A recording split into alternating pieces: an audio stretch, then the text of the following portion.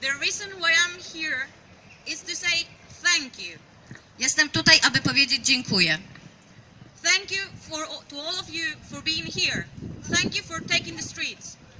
Dziękuję za to, że tutaj jesteście i że wychodzicie na ulicę. Thank you for fighting, because your fight is everyone else's fight. Dziękuję za to, że walczycie, ponieważ wasza walka jest walką wszystkich. When a woman fights, she does it for everyone, for all of us. Kiedy kobieta walczy, robi to dla wszystkich nas. And that does not understand about borders or nationalities.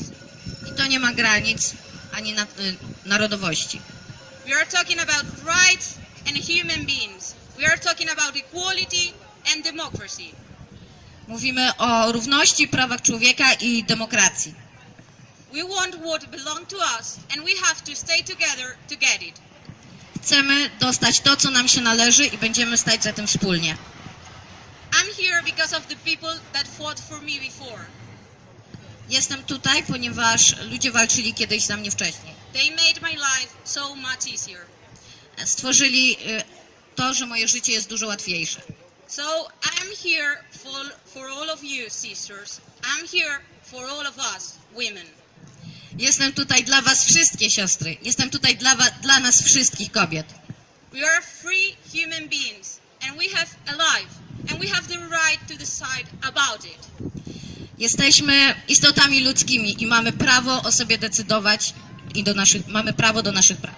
The government cannot force us to do anything we don't want to. We are free.